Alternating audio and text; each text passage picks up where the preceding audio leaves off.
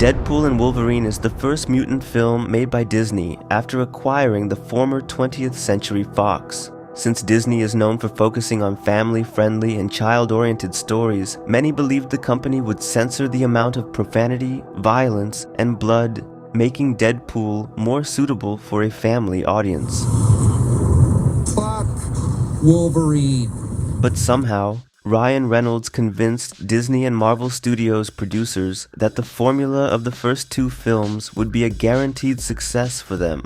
In fact, when it comes to persuasion, there's almost no one better in Hollywood.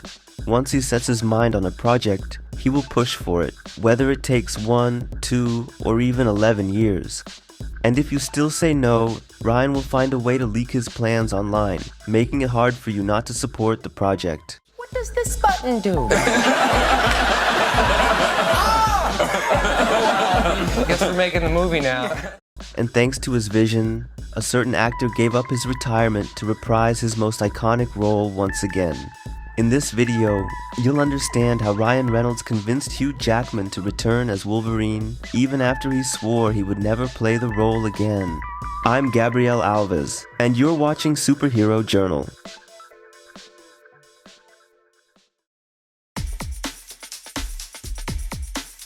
Some people might find it strange to have a superhero who kills, makes dark jokes, and constantly breaks the fourth wall.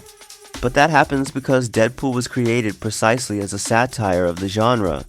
Rob Liefeld created the character at the age of 24 alongside Fabian Nicieza, inspired by heroes he loved but wasn't allowed to write. The name Wade Wilson is a clear reference to DC Comics' Deathstroke, whose real name is Slade Wilson.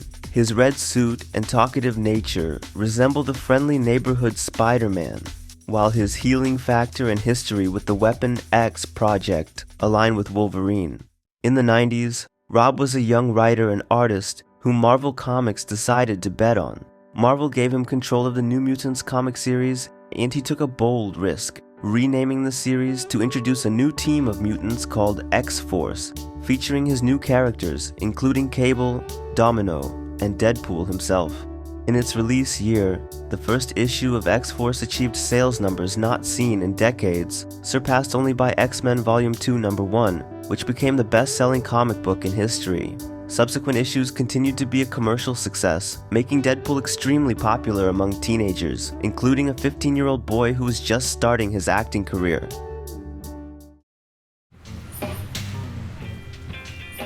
In the early 2000s, Ryan Reynolds was rising in Hollywood, becoming increasingly relevant, especially in comedy roles. By 2004, Deadpool comics themselves referenced him as resembling the character. This only fueled Ryan's desire to play the merc with a mouth. From that moment on, he started envisioning what a cinematic adaptation of the character would look like, and by talking to many people in the industry about it, he was eventually invited to play Wade Wilson in X-Men Origins Wolverine. But unfortunately, the director of the film had an idea for the character that Ryan didn't agree with. It was sort of like, play Deadpool in this movie or we'll get someone else to. And I just said, I'll do it, but it's the wrong version. It was, Deadpool wasn't correct in it. So, I mean, when I show every line I have in the movie, I just wrote myself because it's, in the script that we had, it just said, Wade Wilson shows up, talks really fast. I was like, what? What am I supposed to do with that? So I had fun with the beginning stuff. I felt like that was pretty appropriate for Wade Wilson.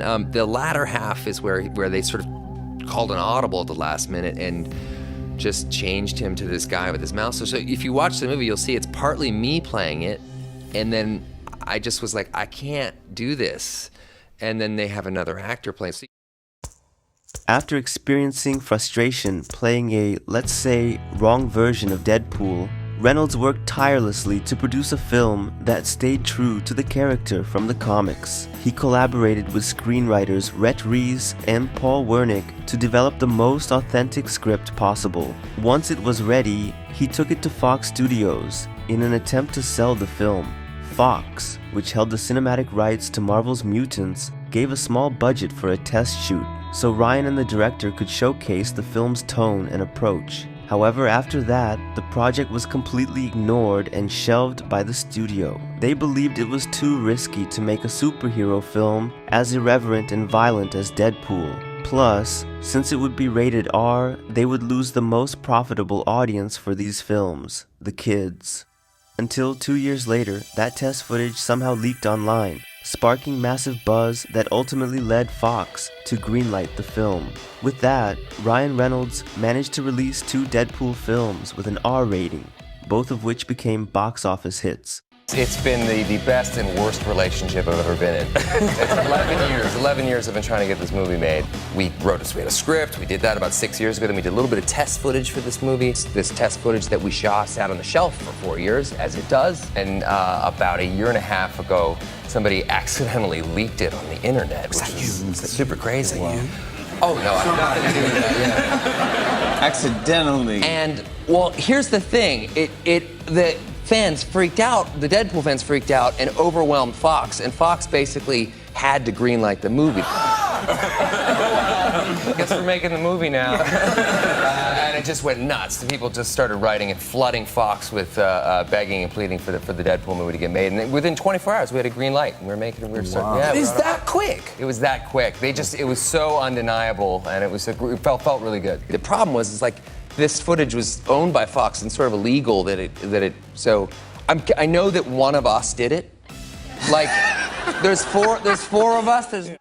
The first film grossed $782 million worldwide, while the second earned $734 million, placing both in the top 10 highest-grossing films of their respective years.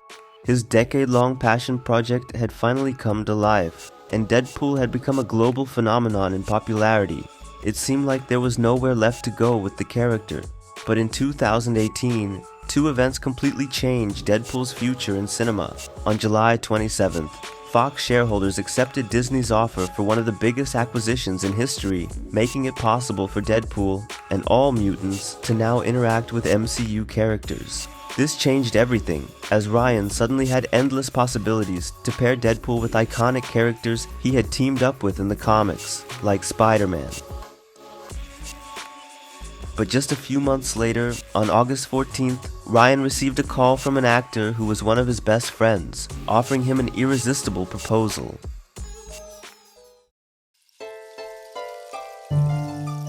Hugh Jackman's history with Wolverine is almost as old as Deadpool's existence in the comics.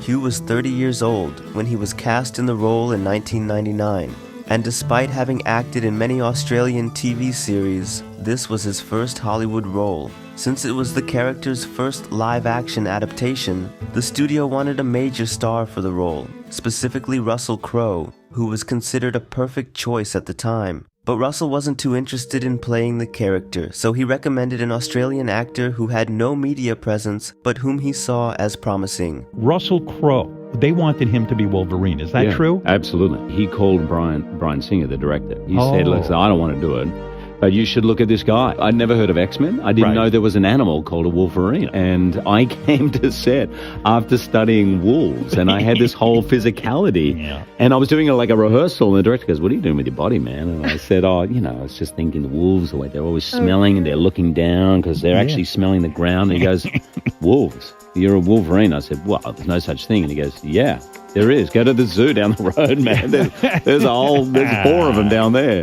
24 years passed, and Hugh Jackman became immortalized as Wolverine. Thanks to the character, he holds the record for the longest career as a Marvel superhero on the big screen.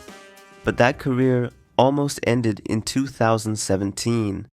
When he released Logan, telling the hero's final story with his death at the end, Hugh Jackman openly stated that it was the end and that he would never return as Wolverine. However, out of all the times he played the role, he felt there was one approach he had never been able to explore. Interestingly, just 3 days after announcing his retirement, he watched the first Deadpool movie, and as he saw those action sequences, the fourth wall breaks, and the humor, he thought, yeah, I'm not done yet. I have to come back. Now let's jump to August 14th, 2022. On that day, Hugh Jackman had just finished the tour of the musical he was performing in, and was officially on vacation.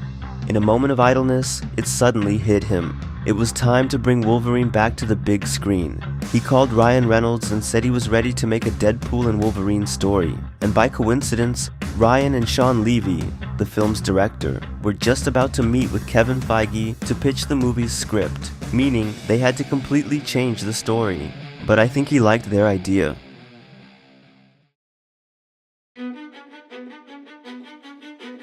The friendship between Ryan Reynolds and Hugh Jackman is filled with affection, respect, and admiration. They started as just colleagues until one day, Hugh invited Ryan to a charity event he was organizing. From that moment on, they became best friends. The two have a lot in common, not just their shared sarcastic sense of humor, but also their similar journeys in Hollywood. Both entered the industry as outsiders, and slowly carved out their place after facing some failures. Deadpool and Wolverine is proof that persistence and passion can overcome even the toughest barriers. Ryan not only spent 11 years bringing the Merc with a mouth to the big screen, but he also ensured the character remained true to what fans wanted to see. He successfully launched 2 highly acclaimed films, proving that an irreverent and violent superhero could still reach a massive audience. And just when it seemed like Deadpool had reached his full potential, Disney's acquisition of Fox opened new doors for the character in the MCU. Hugh Jackman, who had embodied Wolverine for over 2 decades, saw Deadpool as an opportunity to explore a new side of his character, leading to a collaboration fans had always dreamed of. And even in his early 50s, he fully committed to the project, dedicating his life and routine to getting back in shape for the role.